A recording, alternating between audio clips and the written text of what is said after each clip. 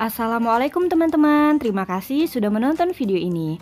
Di sini saya mempunyai 500 gram daging sapi, ini daging segar ya. Jadi untuk membuat makanan ini, teman-teman pastikan daging yang dibeli di pasar itu adalah daging segar. Gimana sih caranya agar tahu ini daging segar atau udah daging yang kemarin? Bisa dilihat dari warna dagingnya dan juga dari teksturnya.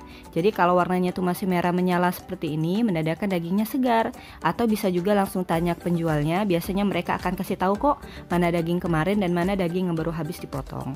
Nah, ini kita potong dagingnya dengan ukuran sesuai selera, tapi nggak usah terlalu kecil karena ini kita akan potong teksturnya agak besar agar nanti ketika dimasak tetap tampak bentuk dagingnya.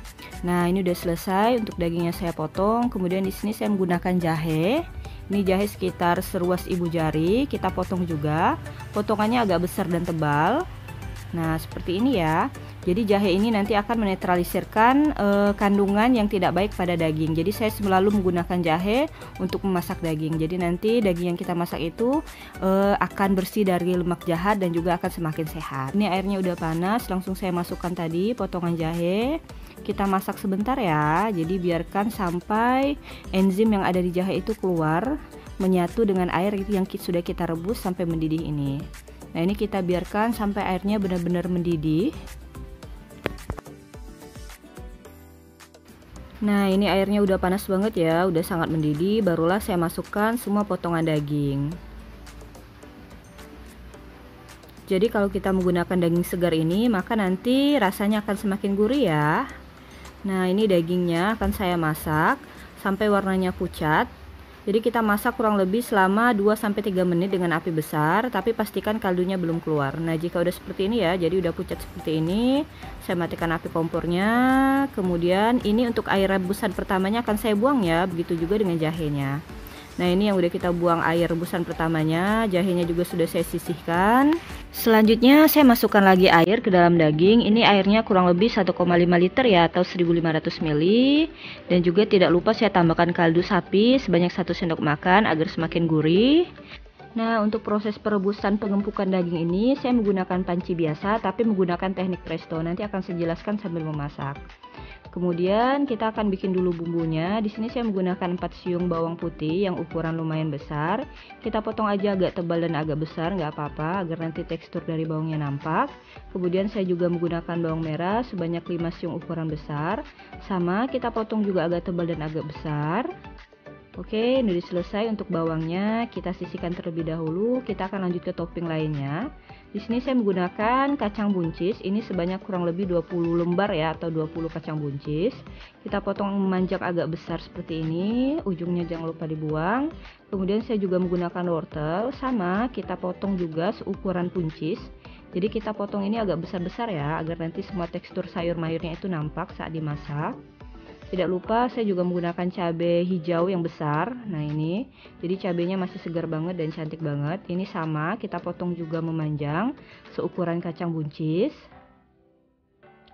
Dan tidak lupa saya juga menambahkan, nah ini cabai merah keriting ya, yang juga masih segar. Sama, kita potong juga memanjang seukuran cabai hijau. Oke, untuk topping sayur mayurnya udah selesai. Sekarang kita akan ke topping yang lainnya. Nah, di sini saya menggunakan tomat hijau yang masih muda ya, tapi masih segar. Ini sekitar 4 buah. Kemudian saya juga menggunakan tomat merah yang udah matang ya, udah ranum sebanyak 3 buah. Jadi yang ranum ini rasanya akan semakin masam dan semakin segar. Oke, untuk semua toppingnya udah selesai. Sekarang kita lanjut dulu memasak toppingnya. Nah, saya masukkan minyak kurang lebih 75 sampai 80 ml. Kita panaskan minyaknya. Setelah itu barulah saya masukkan tadi potongan bawang. Nah, ini kita masak sampai baunya harum dan baunya layu ya, karena tadi potongannya lumayan besar, jadi untuk memasaknya juga lumayan lama. Oke, ini udah harum banget bawangnya. Barulah kita masukkan 2 batang serai yang udah saya geprek.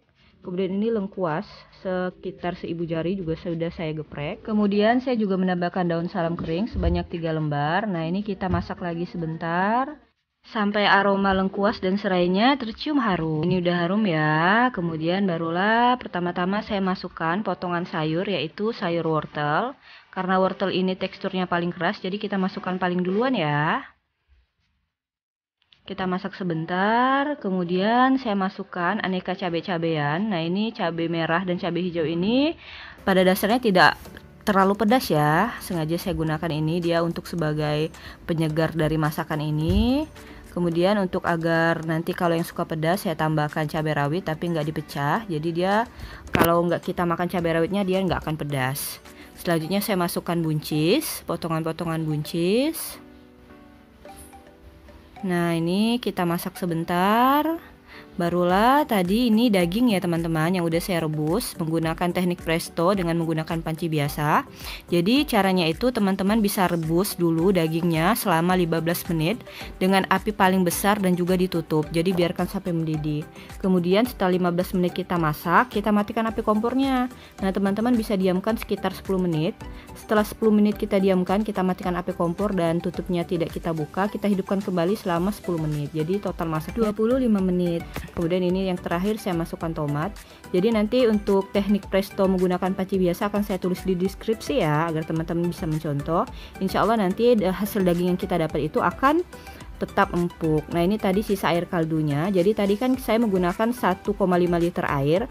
Kemudian kita rebus menggunakan teknik presto tadi dengan panci biasa hingga airnya sisa setengah atau sisa 700 ml. Nah, barulah kita tuangkan di sini ya. Jadi ini benar-benar air kaldu. Nah, agar semakin segar saya tambahkan air asam jawa. Jadi asam jawa sekitar seibu jari saya tambahkan air, kita ambil sarinya, baru kita masukkan ke sini. Seharusnya untuk lebih segar kita menggunakan blumbing buluh ya, tapi karena saya nggak dapat jadi saya tambahkan yang lain. Nah, ini kaldu sekitar 1 sendok makan dan ini garam 1 sendok makan juga dan ini gula sekitar 1 sendok makan. Jadi nanti rasanya enak banget. Ada rasa asin, gurih, kemudian ada sedikit rasa pedas, manis, dan juga ada rasa asamnya. Nah, ini namanya asam-asam daging ya teman-teman. Jadi ini baunya harum banget, bau tomatnya tuh udah naik ke atas, bau cabenya juga udah sangat naik, ini udah harum banget. Ini udah matang ya, saya matikan api kompornya. Jadi kita masaknya sampai mendidih. Langsung aja setelah ini saya salin ke dalam wadah. Jadi ini dapatnya banyak banget, walaupun cuma setengah kilo daging. Ini bisa dimakan untuk sampai 8 orang ya. Nah, ini kita tuangin. Ini baunya Masya Allah harum banget. Bau segarnya tuh menyeruak. Jadi buat teman-teman yang punya stok daging di rumah, jangan cuma dimasak biasa ya, jangan cuma direbus biasa, bisa dimasak seperti ini. Ini namanya asam-asam daging. Enak banget. Jadi aneka bumbu dan aromanya sangat harum. Nah, untuk dagingnya juga empuk. Nanti akan saya tuliskan di deskripsi untuk teknik presto menggunakan panci biasa. Oke, ini udah selesai. Jangan lupa coba di rumah ya. Terima kasih buat teman-teman yang sudah menonton video ini. Jangan lupa bantu like video ini dan subscribe channel ini ya. Salam dari saya Nada Rafika TV Bisnis Ibu Rumah Tangga. Assalamualaikum warahmatullahi wabarakatuh.